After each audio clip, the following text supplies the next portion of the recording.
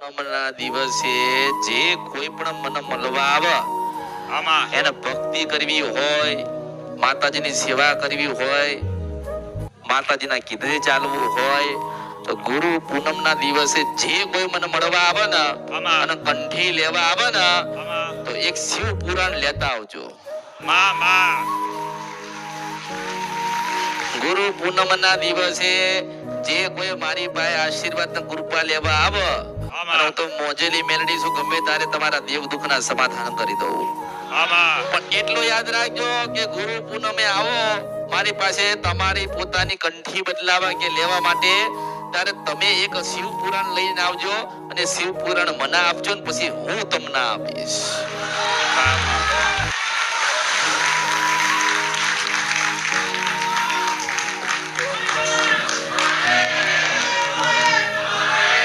પછી એને વાંચવાનું ચાલુ કરજો. મારી પાસે શિવ પુરાણ તમે મને આપજો, પછી હું તમને હાથો હાથ આપીશ. પછી એનું વાંચન ચાલુ કરજો, એમાં ભક્તિ ચાલુ કરજો. પછી બધા જીવનના, મગજના, આત્માના, પરમાત્માના જે દુઃખ છે ને બધા દૂર થઈ જશે. અને નક્કી કરજો કે દિવસમાં 1 કલાક વાંચવી. દિવસ નહીં તો રાત 1 કલાક તો નીકળે એટલે કરજો. એટલે પોતે લઈને આવજો, અહીંથી કોઈ હાલ છે નહીં. અહીંથી કોણ હાલ? હજારો જોઈએ, હજારો કોણ આપ તો એમ. એટલે શિવ પુરાણ લઈને આવજો. રામાયણ વાંચો ને, રામાયણ તેમાં હું હોય કાપીને મારી. મહાભારત વાંચો તો કાકા બાપા થાય ને. રામાયણ વાંચો તો શું થાય? કાપી પેલો તીર આમ ઉડાડે ને પેલો તીર આમ ઉડાડે. મહાભારત વાંચો તો કાકા બાપાના ઝઘડા. અને શિવ પુરાણ વાંચો તો જ્ઞાન પ્રાપ્ત થાય. એટલે શિવ પુરાણ છે ને એમ જ બધું છે, બધું એમ જ છે. શિવ પુરાણ ની અંદર જે રહસ્ય છે, જે દેવના સમાધાન છે, જે દેવની વાતો છે, જે દેવની રચના છે, પરમાત્મા શું કહેવા માંગે છે, આપણે ક્યાં જઈએ છીએ ને એ ક્યાં મોકલવા માટે આયા છે, એ બધી રચના અંદર શિવ પુરાણમાં મૂકેલી છે. એટલે ગુરુ પૂનમના દિવસે પોતાના ઘરેથી શિવ પુરાણ લઈને આવજો. એટલે હું આશીર્વાદ સ્વરૂપે પાછી તમને આપીશ, પછી એમાંથી કંઈક વાંચન ચાલુ કરજો. જોગણીઓ માતની જય, પરમ પૂજ્ય શ્રી અમૃત બાપાની જય. હરિઓમ નમઃ પાર્વતી પતે. હર હર મહાદેવ હર. જય માડી. આજ રોજ આપણે સૌ આગળ અમૃત બાપા મેલડીમાં મંદિર દ્વારા એક ખૂબ જ હર્ષના સમાચાર જણાવવા જઈ રહ્યા છીએ કે આપણે સૌ જે જાણીએ છીએ કે હિન્દુ રીતિ રિવાજ પ્રમાણે જે આપણો હિન્દુઓનો મુખ્ય તહેવાર જે છે કે જે આપણે ગુરુ પૂર્ણિમા ઉત્સવ તરીકે ઉજવીએ છીએ, તે અવસર, એ દિવસ ખૂબ જ ટૂંક સમયમાં આપણે તારીખ 10 જુલાઈ અને 2025ના દિવસે આવી ગયો છે. તો આપણે સૌ લોકો માના મંદિરમાં એટલે કે અમૃત બાપા મેલડીમાં મંદિરમાં મોટી ખડોલમાં આપણે સૌ એ ગુરુ પૂર્ણિમાનો ઉત્સવ મનાવવા જઈ રહ્યા છીએ. આપણે સૌ તૈયાર છીએ? આપણે સૌ જાણીએ છીએ તે પ્રમાણે કે ગુરુ વિના જ્ઞાન એ અપૂર્ણ છે. વાત સાચી કે ખોટી? કારણ કે અત્યાર સુધી આપણે જોયું કે માએ કેટલા બધાના પરિવારોનું, કેટલા હજારો દીકરીઓનું સારું કર્યું અને દરેકને અહીંયા માએ પ્રવચનમાં આપણી કુળદેવી સુધી બેસવાનો, ભક્તિ કરવાનો માર્ગ બતાવ્યો.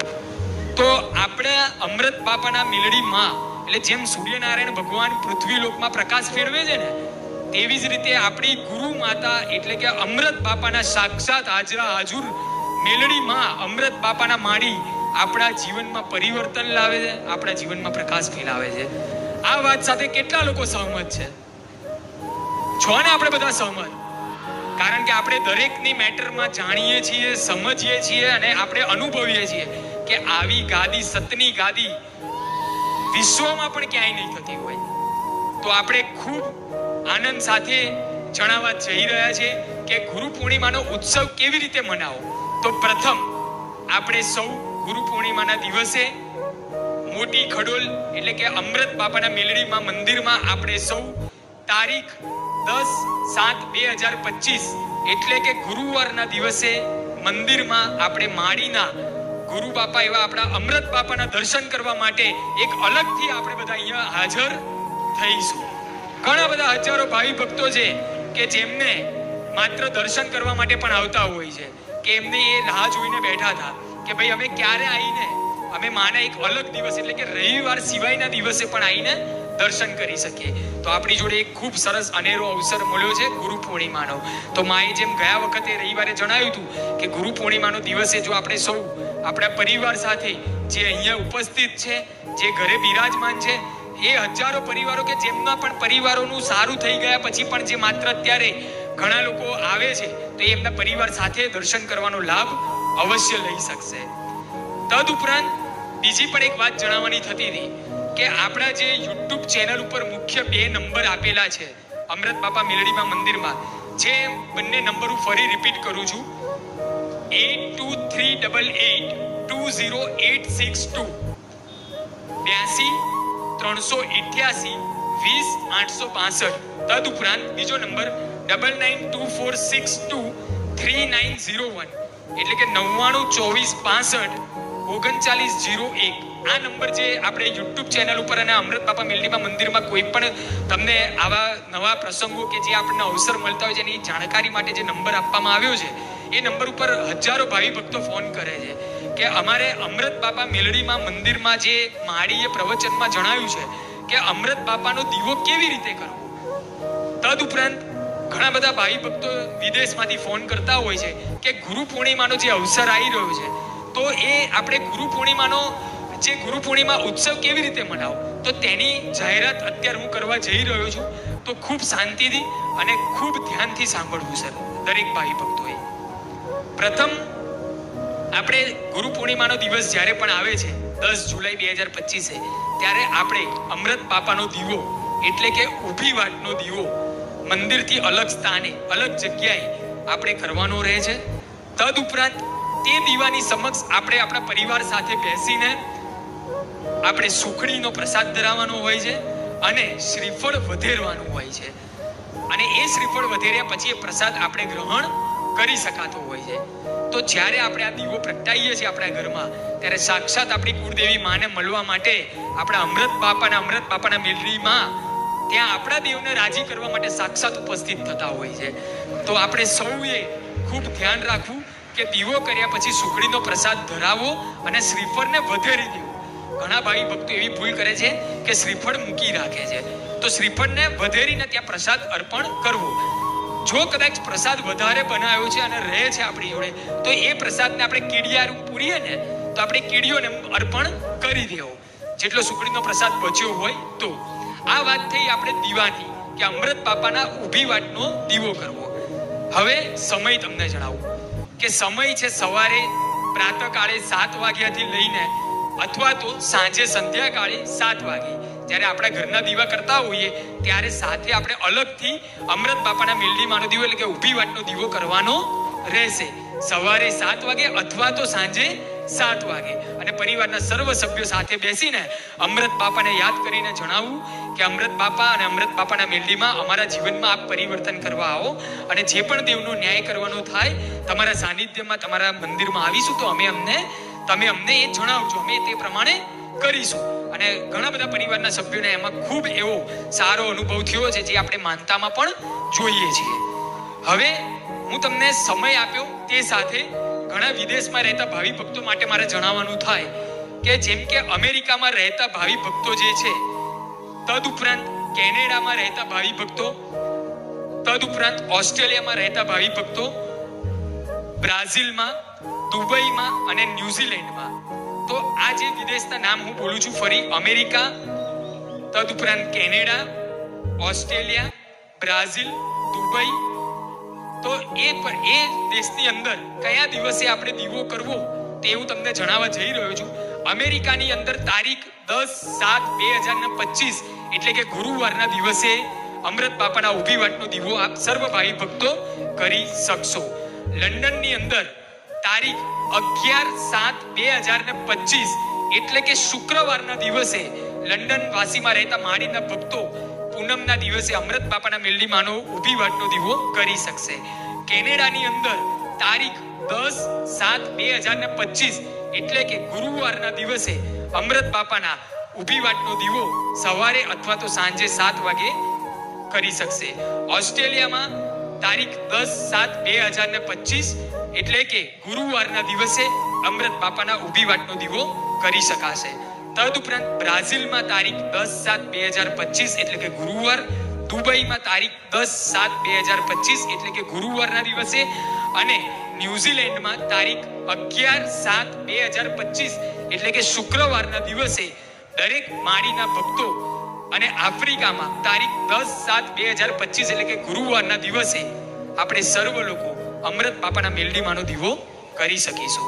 આ તારીખ સાથે તમને અર્પણ કરવામાં આવેલ છે દિવસ, તો સર્વ માળી ભક્તોએ ખૂબ શાંતિથી આ વિડીયોને સાંભળવો અને સમજવો. તદુપરાંત ઘણા બધા ફોન કંઠી માટે આવતા હોય છે કે જે અમૃત બાપાની કંઠી છે તે એ લોકો વિદેશમાં મંગાવતા હોય છે અથવા તો ક્યાંક પણ અહીંયા નજીકમાં પણ મંગાવતા હોય છે. તો તેમને ખાસ જણાવું કે હું જે 2 નંબર રિપીટ કરું છું એ બંને નંબર ઉપર આપનું એડ્રેસ મોકલશો તો અહીંયા મંદિર તરફથી તમારા ત્યાં કુરિયર કરી આપવામાં આવશે. તો કંઠી માટે કુરિયરનું નંબર લખાવવામાં આવે છે 82 388 20 82388 20862. તદુપરાંત 992665 3901 એટલે કે બીજો નંબર છે 9924 623901. આ નંબર ઉપર આપણે કંઠી માટે આપણે સર્વ લોકો એડ્રેસ અર્પણ કરશે તો ત્યાં કુરિયર કરી આપવામાં આવશે. બોલો શ્રી પરમ પૂજ્ય અમૃત બાપાને મેલડી માતની જય. માં ગુરુ પૂર્ણિમાના દિવસે ફરી અમને રવિવારના પણ આડા દિવસે માં તમે સાક્ષાત અમારી જોડે જ છો, પણ ગુરુ પૂર્ણિમાના દિવસે પણ તમે અમને સર્વ ભક્તોને માં, કેમ કે ઘણા બધા પરિવારના સભ્યો આજે ઘરે બેસીને પણ વિડીયો જુએ છે તો એ બધા આવા માંગે છે, તો માં આપ એમને પણ આશીર્વાદ આપજો. માં ભલે દેશ હોય કોઈ વિદેશ હોય, જાજા ભક્તો છે ત્યાં ત્યાં મેલડીશ. પણ કદાચ સાચા ભાવથી ને સાચા હૃદયથી મને માં કીધી હશે, મારી પાસે જ્ઞાન લીધું હશે, સમજણ લીધી હશે, કંઈક સમજ્યા છો તો ગુરુ પૂનમના દિવસે વિશેષ આશીર્વાદ આલીશ. જૂની જે કંઠી કે માળા પહેર્યું હોય ને એને પ્રસાદી રૂપે ઘરે રાખજો અને મારા હાથથી નવી આ તો હાથ લઈને જજો મેલડીશું.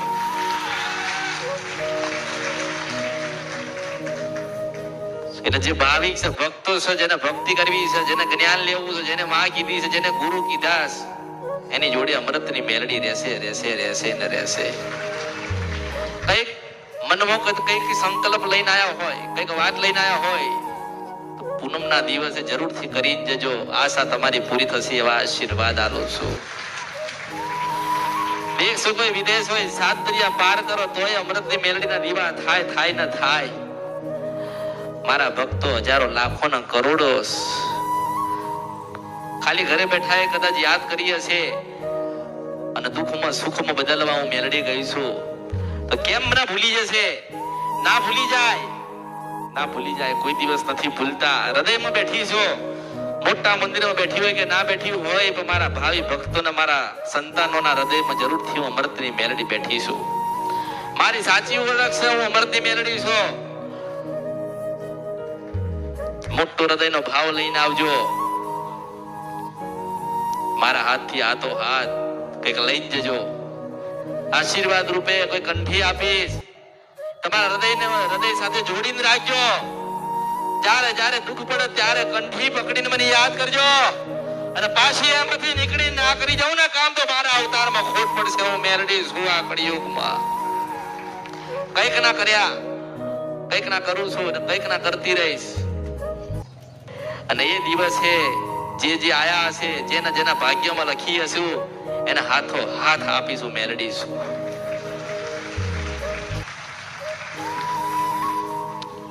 એટલે આનંદનો દિવસ. અને મેં કીધું છે કે હું મળું કે ના મળું, તમે કંઈક લખાવો કે ના લખાવો, તમે કોઈને મળો કે ના મળો, કોઈને કઈ વાત કરો કે ના કરો, મારે કેવું છે તો પાછી દર્શનમાં કઈ છે મેળવીશું. મારે ઉભા રાખવા છે તો જતાય પાછા બોલાઈશ. મારે કેવું છે તો આમાંથી ઉભા કરીને હું કહીશ. બસ તમારો શ્રદ્ધા, વિશ્વાસ અને ભાવ હોવો જોઈએ. તમે તમારો દીવો ઘરે કરેલા હોવો જોઈએ. તમે તમારી માની ભક્તિ કરેલી હોવી જોઈએ. અને તમે દર્શન કરવા આવો ને ઉભા રાખીને વાત કરું ને તો જ કળિયુગમાં હું મેળવીશું. કે તમે અઠવાડિયામાં એક વખત આવો છો અને હું તમારા ઘરે કાયમ આવું છું. પણ એ દિવસે તમે મને મળવા આવજો અને પછી હું તમારા ઘરે તમને મળવા આવીશ, એવા આશીર્વાદ આપું છું. એટલે તમે મારા દરેક છો અને હું દરેકની છું.